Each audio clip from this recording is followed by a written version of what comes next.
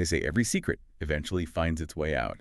And today, well, we're diving into a situation where some very private digital messages did just that. They kind of exploded into the news cycle. Yeah, it created a huge sudden crisis for a major political figure. Exactly. We're talking about that collision of high-stakes presidential ambition, questions around journalistic ethics, and the fallout within, one of America's most famous marriages. And what's really compelling here, I think, is it's not just a standard political mess-up. It's almost a study in vulnerability, isn't it? How so? Well, you take the Kennedy family legacy, America's most famous political dynasty, right? Yeah. Combine that with the speed and exposure of digital communication today, and bam, the fault lines just appear instantly. It's all laid bare.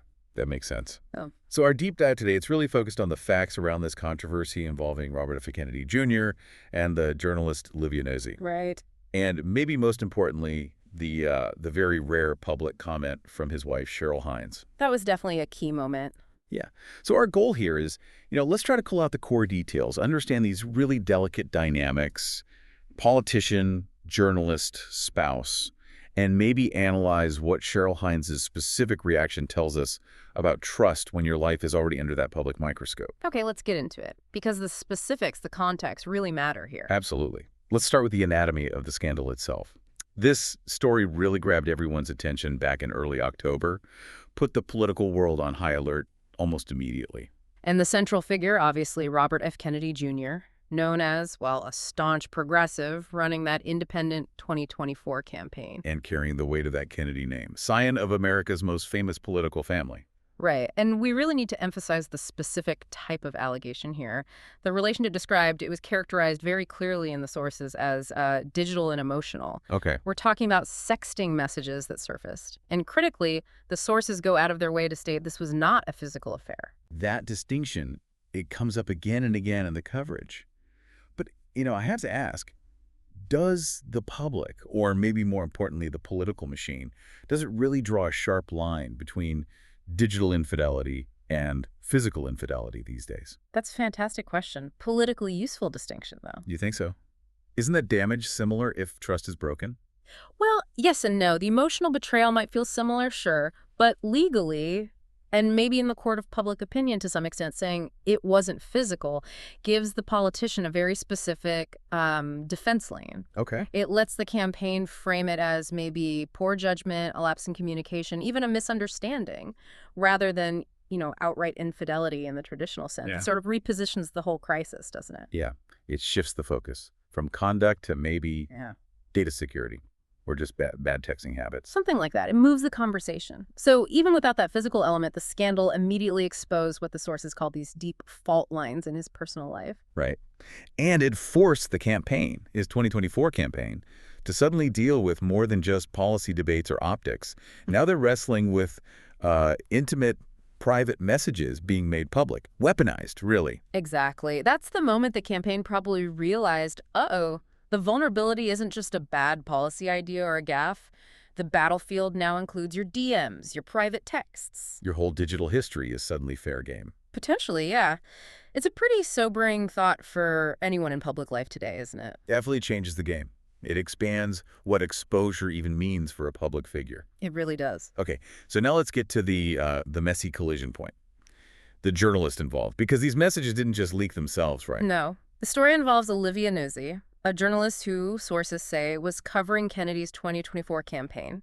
And then she later disclosed this personal relationship she'd developed with him. And this is where it gets incredibly complicated, right? It throws up all these questions about the lines between professional access and, well, personal involvement. Deeply complicated. You've got this high-profile politician, a huge target, and a reporter covering his campaign. The power dynamics, the potential for blurred lines. It's inherently complex. Potentially explosive, even. Yeah, it sparks that whole debate about journalistic ethics. Is this necessary access, giving the reporter a unique insight, or is it a massive conflict of interest that just tanks their objectivity? It's the ultimate ethical tightrope, maybe. On one hand, the public's interest in knowing about a candidate's character, their judgment. On the other, the reporter's duty to maintain distance and report fairly. And for the journalist, deciding to reveal the relationship itself, That's a Yeah. huge professional gamble. Oh, absolutely. You're essentially sacrificing that traditional objective stance for a more personal narrative, perhaps arguing it's necessary disclosure. It's a big risk. And here's where it gets even maybe stranger. The public narrative we see is fractured. We get these directly conflicting accounts about how deep this relationship actually was. Right. Kennedy's camp, their line is remarkably simple. He insists he met Nuzzi only once. For a formal interview. That's it. Okay, once, but But the information out there suggests Nuzzi characterizes it very differently, implying, a connection much deeper than just one interview. which seems to be backed up by the content of the messages themselves, presumably. Well, yes, that would be the implication. That contradiction is the absolute core of this whole thing. It's explosive. So the public is just left watching this unfold, trying to figure out which version of reality is true. One side saying minimal contact, the other narrative, apparently backed by digital evidence, suggesting something much closer, persistent maybe, even if not physical. And wherever the exact truth lies, that fundamental contradiction, it guarantees a story that can wreck reputations. It's the definition of a crisis, really. You've got two major figures, right? Both rely on credibility, suddenly offering wildly different stories about a private matter that's now intensely public. The narrative gets shaped less by facts, maybe, and more by leaked, intimate stuff, which is, a tricky path. Okay, so the spotlight is burning hot on Kennedy and Nuzzi, but it didn't stay there exclusively, did it? It shifted pretty quickly to the home front. Oh, yeah. Cheryl Hines. She really took center stage in the fallout, and her response became, well, almost a masterclass in crisis management for a celebrity spouse caught in this kind of storm. Her actions felt very deliberate. I mean, she's famous herself, obviously, but she rarely comments publicly on his political life, let alone his personal life, right? Extremely rare. So when she did speak, her words were clearly chosen very carefully. Public, measured, and highly strategic. We have that exact quote, just 3 words acknowledging how big this was. It was a lot. So simple, but powerful, isn't it? Yeah. It acknowledges the difficulty without getting bogged down in the specific allegations. Textbook move, almost. Saying it was a lot validates the emotional weight for the audience. It makes her relatable, dealing with chaos. But crucially, she doesn't give oxygen to the allegations by arguing about them. She's confirming the storm, not necessarily what caused it.